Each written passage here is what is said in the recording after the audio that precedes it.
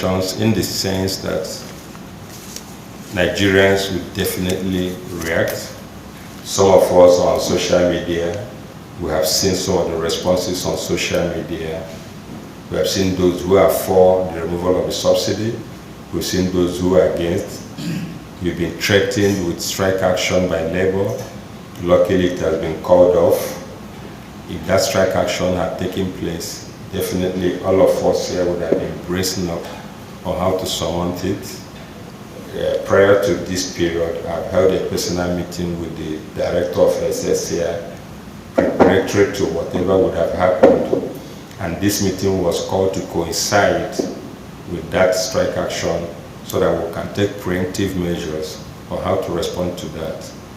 Unfortunately, the ambassador requested that the meeting should be held today, otherwise the meeting would have been held yesterday, Tuesday, to prepare against today, which would have been the commencement date for the strike.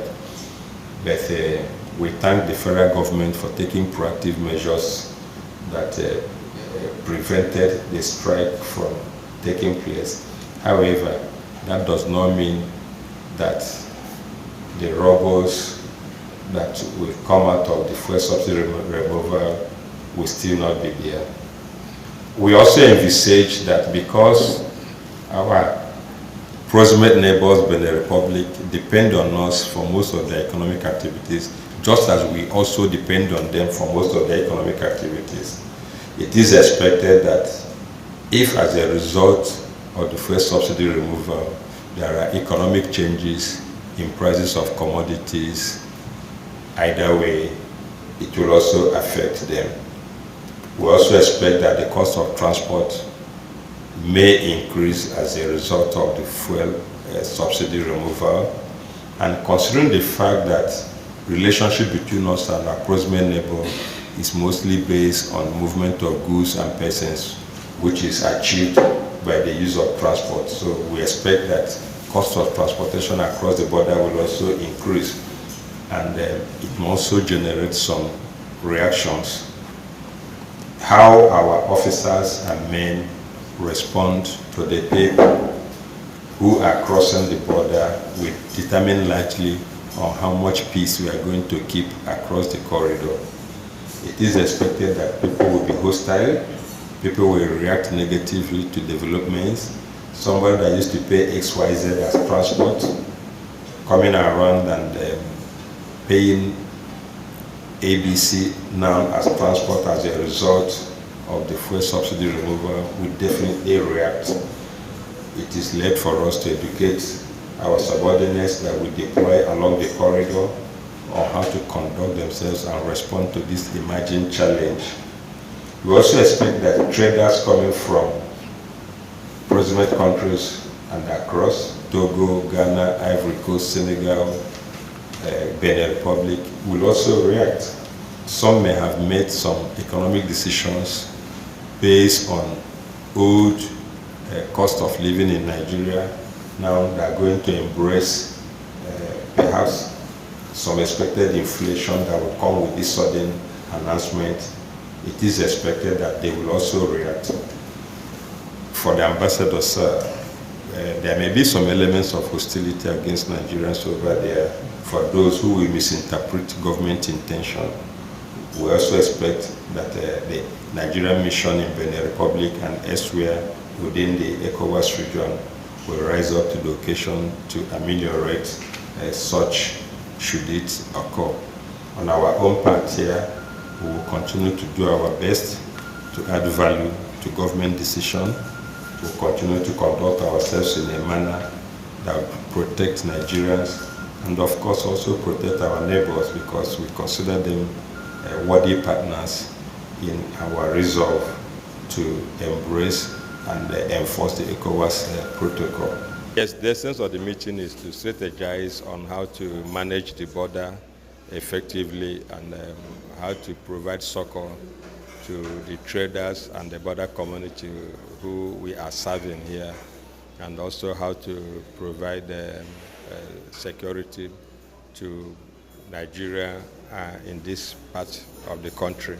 But most importantly, the essence of today's meeting is to strategize on as a response to the fuel subsidy removal, bearing in mind that this is a trade corridor and that the response of the people, particularly the traders, the response of the community, the border community, the sales subsidy will impact on them, and we want to see how our presence here can help them. And also we strategize on how to reach out to the community to sensitize them on why the fuel subsidy must be obeyed by all of us, and why they should see reasons with government policies.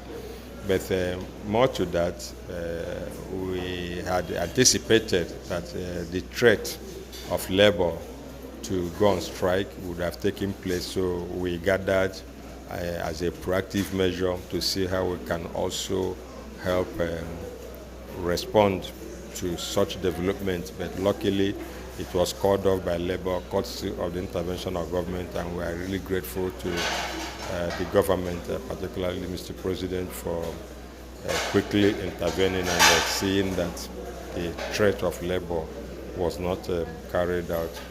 But be that as it may, we also use the opportunity to agree that there's need for us to be more involved in corporate social responsibility to the communities. Like we've identified one of the communities there, the Zongo community, where we hope to go and engage with the people there to see how, as government agencies, all of us, how we can be of assistance with them, how we can engage their youth through sporting activities and other social activities. We also discussed here that the fuel subsidy is going to be further challenged here, considering that the issue of 20 kilometers radius where you can sell fuel.